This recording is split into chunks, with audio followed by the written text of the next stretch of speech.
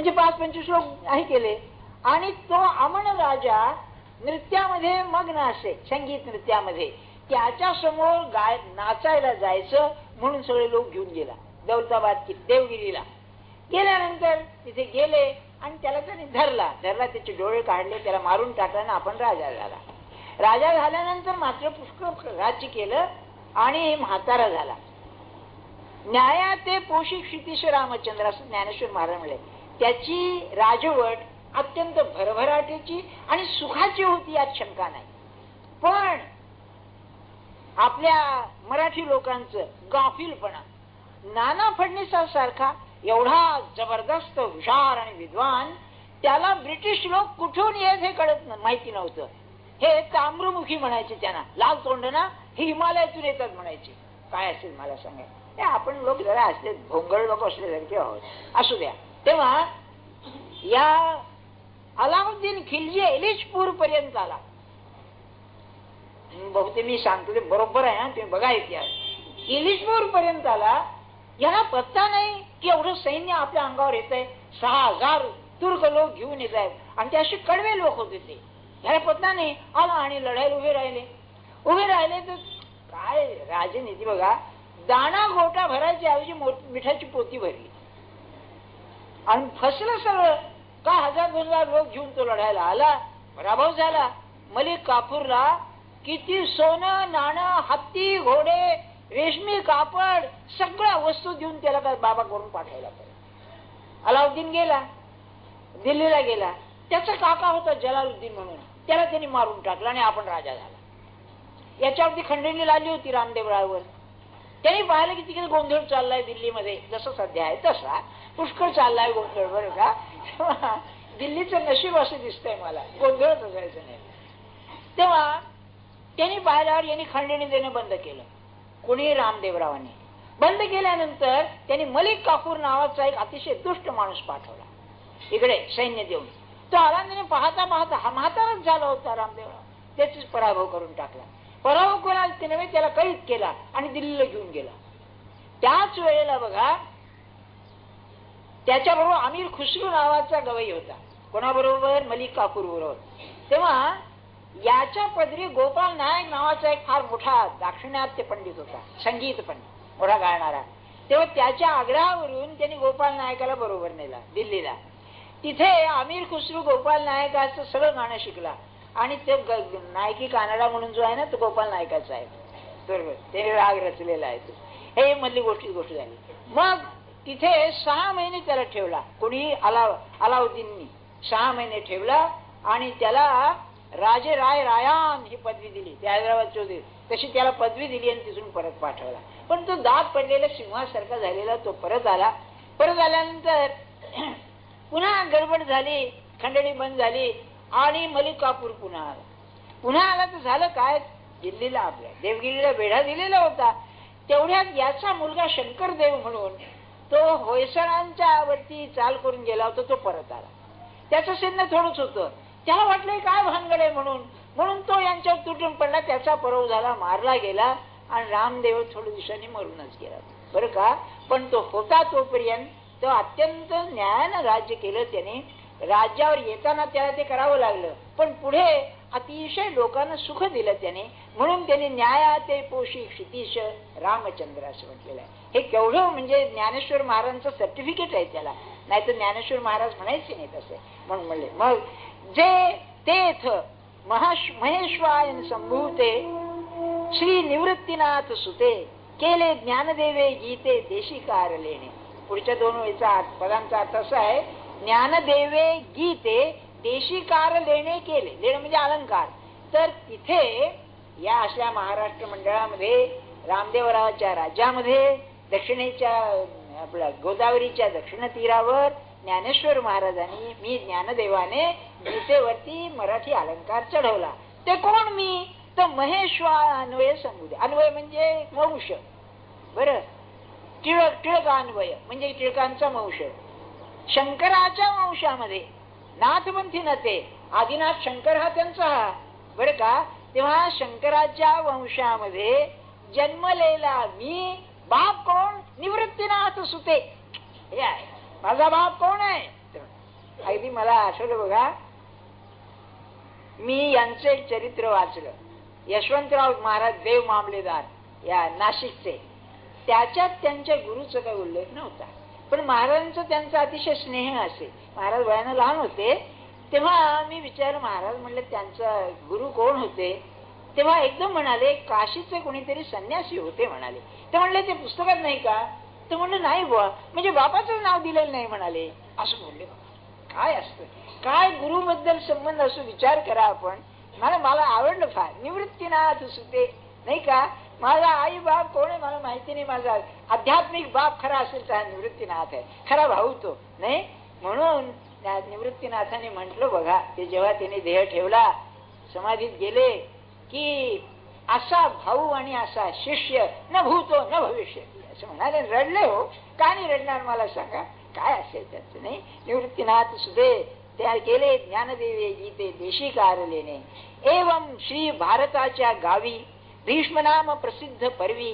भारताचा गाव म्हणजे व्यापक जास्त. महाभारतामध्ये भीष्म पर्व नावाचं जे पर्व आहे, श्री कृष्णार्जुन बरवी गोठी जय केली. या भीष्म पर्वामध्ये श्रीकृष्णाने जी सुंदर गोष्ट सांगितली याला कथाच म्हणलं ज्ञानेश्वर महाराजांनी. या संबंध गीतेला कथा म्हटलं. बरवी ते जे उपनिषदांचे सार. गीता कशी आहे?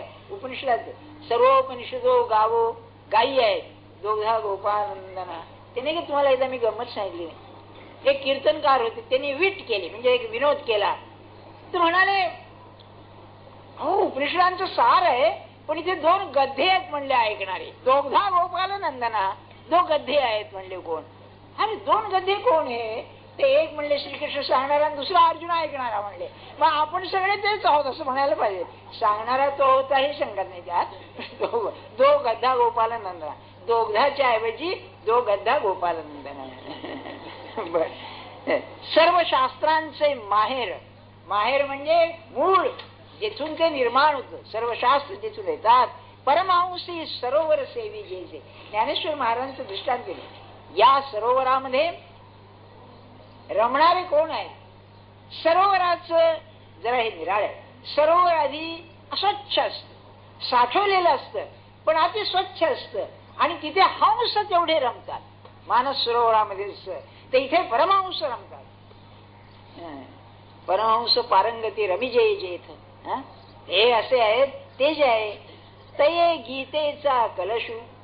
त्या गीतेचा हा 18वा अध्याय, संपूर्ण हा अष्टादशू म्हणे निवृत्तीदासू ज्ञानदेवो.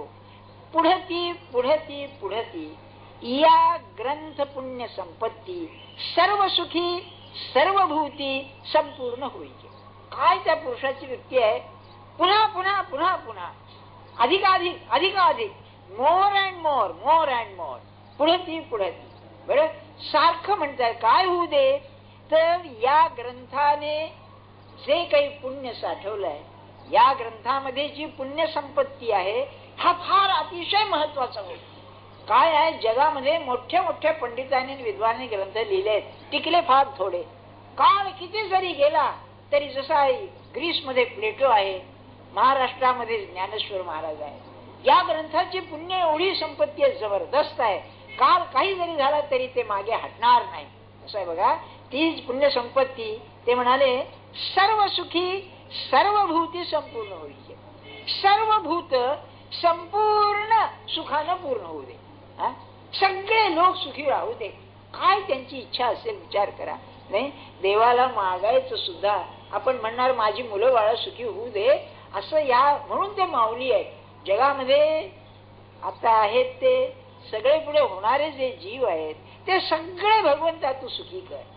इथे ज्ञानेश्वरी संपते आणि मग ती शेवटची ओवी सगळ्या एडिशन्स मध्ये आहे. अशी आहे, शके 1212 म्हणजे शके 1212 मध्ये तरी टीका केली ज्ञानेश्वरे. सच्चिदानंद बाबा आदरे लेखकू झाला. गोष्ट अशी आहे, समर्थांचे चरित्र सुद्धा अशी एक गोष्ट आहे की एक प्रेत चाललं होतं आणि सहज विचारलं मग कोण मेलंय? तर त्यांनी सांगितलं ग्रस्त आहेत, त्यांची बायको आहे. अरे म्हणले मेला कसा? उतरवा खाली. आणि म्हणले उठ उठ. म्हणले तू उठला. तू उठला तो घरी गेलाच नाही. तो म्हणला आता मी तुमचाच. तो सच्चिदानंद बाबा. तर ते सांगत असत आणि हे लिहून घेत असत. बरं का, स्वतः लिहिणं थोडं सोपं आहे, पण आपण सांगून ते लिहिणं याला फार धारणा लागते. आणि ज्ञानेश्वरी सारखा ग्रंथ एवढा 9000 ओव्या सांगायच्या, केवढी धारणा असेल. समर्थ गेले होते ना त्या याला गुहेमध्ये जाऊन राहिले होते, याचं कारण पण ते लोकांची अवस्था पाहून ते तिथून परत आले. पण पहिले 6 अध्याय तिथे समाज दशक तिथे रचलेत म्हणतात ते, त्या अतिशय धारणा लागते. म्हणून हा आले त्यात खुबी काय आहे, ज्ञानेश्वर महाराज स्वतःला ज्ञानेश्वर कधी म्हणत नाहीत, ते ज्ञानदेव असं म्हणतात. बरं, बाप रखुमा देवीवर ते ज्ञानदेव असं म्हणतात. तर ही ज्ञानेश्वरी म्हणजे दुसरी कोणीतरी ओवी घातलेली. 1-2 मिनिटं घेतो. नाथांनी हा ग्रंथ शुद्ध केला. अलीकडे जे संशोधन करतात ना, तसं याच्यात अशुद्ध लिहून घेताना पुष्कळ सहा झाला.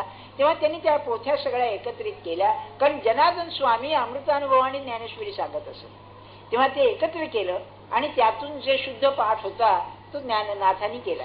ते ओव्या अशा आहेत. श्री शके 1506 उत्तरी, 1506 शकामध्ये तारण नाम संवत्सरी, एका जनार्दने अत्यादरी गीता ज्ञानेश्वरी प्रतशुद्ध केली. नाथांनी स्वच्छ सांगितलंय. मग ग्रंथ पूर्वीच अतिशुद्ध, परी पाठांतरी शुद्ध अबद्ध, तो शोधून या एवमिध प्रतिशुद्ध सिद्ध ज्ञानेश्वरी. आपण जी सध्या ज्ञानेश्वरी ऐकतो आहोत ती ज्ञानेश्वरी नाथांनी शुद्ध केलेली आहे. त्याच्या आधी ती त्या राजवाड्याने सापडली होती असं म्हणतात. ते थोडे कमी जास्त ओव्या आहेत, त्याचे पाठही थोडे निराळे, पण त्याचा काही महत्वाचा असा फरक नाही. नमो ज्ञानेश्वरा निष्कलंका नाथांच्या ओव्या आहेत. जयाची गीतेची वाचिता टीका, ज्ञान होय लोका अतिभाविका ग्रंथार्थ्या. जे मनापासून हा ग्रंथ वाचतील त्यांना खरं ज्ञान होईल. बहुकाळ पर्वणी गोमटी, भाद्रमास कपिला षष्ठी. कपिला षष्ठीला प्रतिष्ठानी गोदा तटी लेखन कामाठी पूर्ण झाली. कपिला षष्ठीला पैठण गावामध्ये माझं ज्ञानेश्वरीचं शुद्धी करून लेखन संपलं. त्यांनी बनारस मध्ये सुद्धा जेव्हा त्यांचं भागवत पूर्ण केलं ना, तेव्हा असं सांगितलंय की बाबा इथे प्रतिष्ठा म्हणजे वाराणसी मध्ये हा ग्रंथ शुद्ध झाला. आता पुढच्या रविवारी पुन्हा हरि ओम ओम नमोजी आद्या सुरुवात करू. मी तुम्हाला खरं सांगतो, मला ज्ञानेश्वरी कळलेली नाही. कळलं म्हणजे कसं सांगू का, बोलता बोलता अनुभव येणं हे कळणं आहे. त्याने बोलावं ना आपण अनुभव घ्यावा, ती आपली लायकी कुठे. पण त्याने जीवन सुसह्य होतं, त्या विचारामध्ये आनंद होतो. अहो काय आपली परिस्थिती सगळी वेगळी असून त्या काळी लिहिलेला हा ग्रंथ आज तुम्हाला प्रपंच विसरायला लावतो की नाही. असं काय करता, थोडा काळ तरी सह्य करतो की नाही. काय सामर्थ्य आहे ते. म्हणून ग्रंथ पुण्य संपत्ती, अतिशय पुण्य ठेवलेलं असतं. तसंच समर्थांचा दासबोध काय नाथ भागवत, त्याच्या मागे त्यांची पुण्याई असते आणि ती पुण्याई आपल्याला शुद्ध करते. म्हणून पुन्हा आपण हरि ओम करू. जानकी जीवन स्मरण जय जय राम, रघुपती राघव राजा राम, पतित पावन सीताराम. राम रघुपती राघव राजा राम, पतित पावन सीताराम. राम रघुपती राघव राजा राम, पतित पावन सीताराम. जानकी जीवन स्मरण जय जय.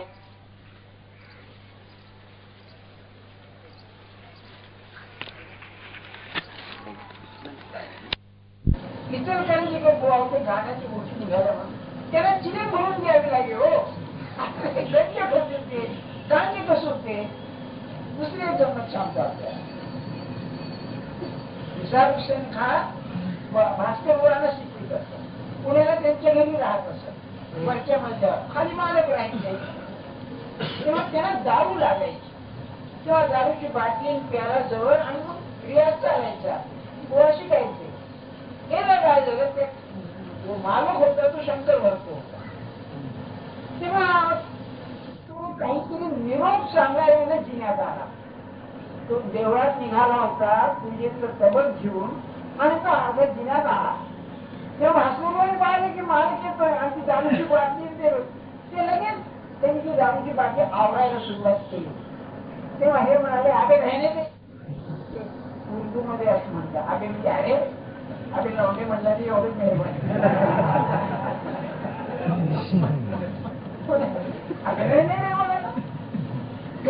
आणि त्यांनी काय केलं तर शंकराचा भक्त तवत घेऊन आलेला शंकराचं पद सुरू केलं.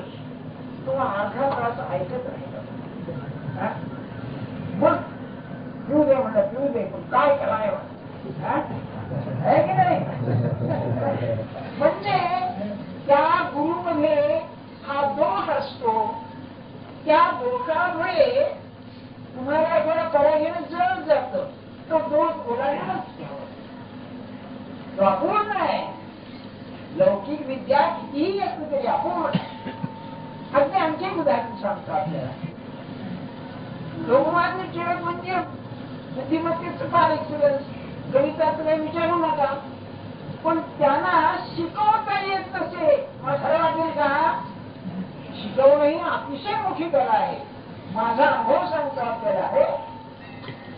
ज्ञान पुष्कळ भरलेलं आहे, पण ज्ञान वाहवणं, लोकांपर्यंत पोहोचवणं हा मोठी कला आहे. आणि माझ्या मते ज्ञानेश्वर महाराज शिष्यादिच्छेद पराभव का निवृत्तीनाथांचं ज्ञान ज्ञानेश्वर महाराज नसते इतक्या सुलभरीतीनं लोकांपर्यंत आलं नाही. काय सांगू आपल्याला, काय सांगण्याची खुबी आहे. निवृत्तीनाथांच्या अभंग ज्ञानेश्वर महाराजच्या अभंग कळेल तुम्हाला. नाही का काय आहे ते लोकमान्यांना शिकवण्याची खुबी नाही. त्यांचं ते राष्ट्रकार्य वगैरे ठीक आहे, परंतु मॅथमॅटिक्स शिकवणं ते रांगणपणास पेना होतं. रांगणपणास म्हणजे शिकवणार, अप्रतिम शिकवणार. काय सोपं बोलून सांगावं, इतकं नव्हे. रांगणांच्या मध्ये आणखी मोठे गुण होतात. एखाद्या कादंबरी सारखं वर्णन करून गणित शिकवायचे, उदाहरण समजताना अशी काही खुबी होती बघा. हसून खेळून विद्यार्थ्यांना कंटाळा. आणि महाराजांची खुबी सांगतो आपल्याला. असा पाहिजे प्रोफेसर म्हणाले की वर्गातला जो मठ्ठातला मोठा मुलगा आहे त्याला वाटलं पाहिजे मला समजलं, समजून वाटलं पाहिजे समजलं.